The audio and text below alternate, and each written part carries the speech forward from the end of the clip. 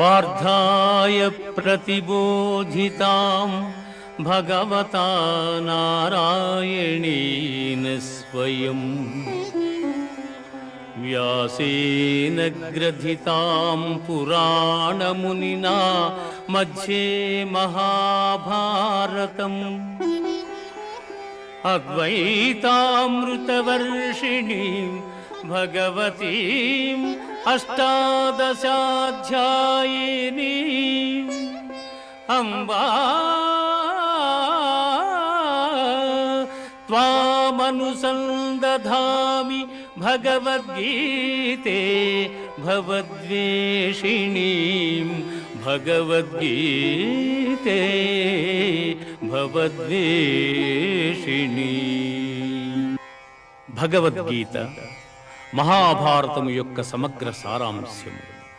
భక్తుడైన అర్జునునకు అనర్చిన ఉపదేశమే గీతా సారాంశము. భారత యుద్ధము జరగరాదని సర్వవిధములా భగవానుడు ప్రయత్నించెను. కాని ఆ మహానుభావుని ప్రయత్నములు వ్యర్థములాయను. అటు పిమ్మట శ్రీకృష్ణుడు పార్థునకు సారథి అయి నిలిచెను.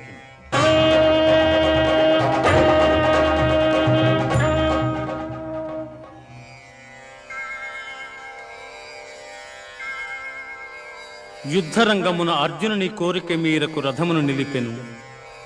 అర్జునుడు ఉభయ సైన్యములలో గల తండ్రులను, గురువులను, మేనమామలను, సోదరులను, మనుమలను, మిత్రులను చూచి హృదయము ద్రవించి నకాంక్షే విజయం కృష్ణ న చ రాజ్యం సుఖాని చ కిం నో రాజ్యేన గోవింద కిం భోగైర్జీవితేన వా కిం భోగైర్జీవితేన వా.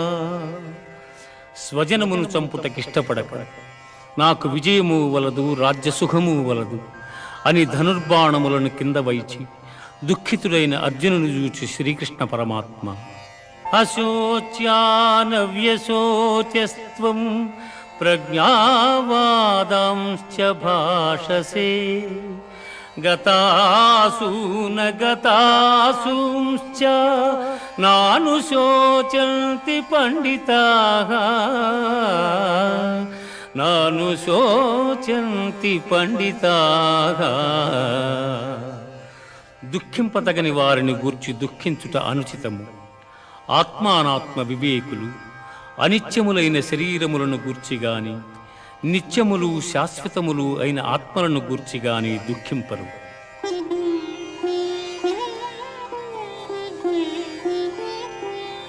దేహినోస్మిన్ యథా దేహే కౌమారం యవ్వనం జరా తథా దేహాంతర ప్రాప్తి ధీరస్తత్ర న ముహ్యతి.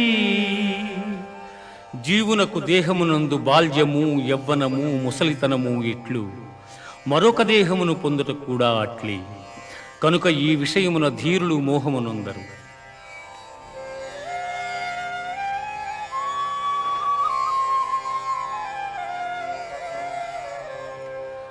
వాసాంసి జీర్ణాని యథా విహాయ